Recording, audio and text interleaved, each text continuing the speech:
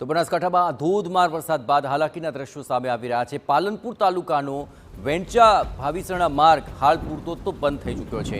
અહીંની લડબી નદીના પાણી કોઝવે પર ફરી વળતા રસ્તો બંધ થઈ ગયો। કોઝવેનો એક તરફનો ભાગ તૂટી ગયો અને તેને કારણે પાણી રસ્તા પર ફરી વળ્યા છે। આ તસવીરો આપ જુઓ।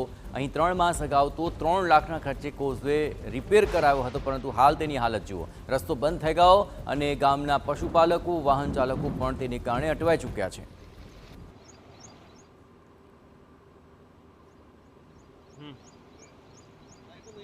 ગત રાત્રે બનાસકાંઠામાં ભારે વરસાદ પડ્યો છે। દાંતામાં 9 ઇંચ તો પાલનપુર તાલુકામાં પણ 2 ઇંચ જેટલો વરસાદ પડ્યો છે। ઉપરવાસમાં ભારે વરસાદને કારણે નદીઓ વહેતી થઈ છે।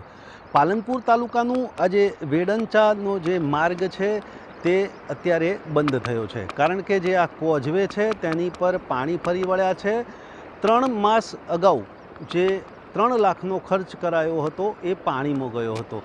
જો કે અહીંના જે લોકો છે તેમની પુલ બનાવવાની માંગ છે, પરંતુ વર્ષોથી આ માંગ સંતોષાતી નથી અને એનું પરિણામ છે કે આ જે વેડંચાથી જે હોડા જવાનો જે માર્ગ છે તે સદંતર બંધ થઈ ગયો છે। ઘૂંટણસમા પાણી છે એ આ કોઝવે પર જે જાહેર રસ્તા પર ફરી વળ્યા છે। જે પ્રકારે જે બંને બાજુથી આવતા જે લોકો છે તેઓ પણ અટવાયા છે, તેમને પણ પાછા વળવાની ફરજ પડી રહી છે। એટલે કે તંત્રએ લાખોનો ખર્ચો તો કર્યો, પરંતુ એ પાણીમાં ગયો છે। અત્યારે તો જે કોઝવેનો ભાગ છે એ તૂટી જતા જે રોડ પર પાણી ફરી વળ્યા છે અને આ માર્ગ છે એ લોકો માટે બંધ થયો છે। અતુલ ત્રિવેદી, TV9 બનાસકાંઠા।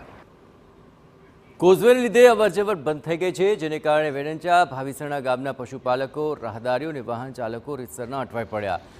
બીજી તરફ દાંતાની નદીઓ પણ ઉછાળા પર છે। અમીરગઢમાં ગરનાળામાં પાણી ભરાતા લોકોએ હવે હાલાકીનો સામનો કરવો પડી રહ્યો છે।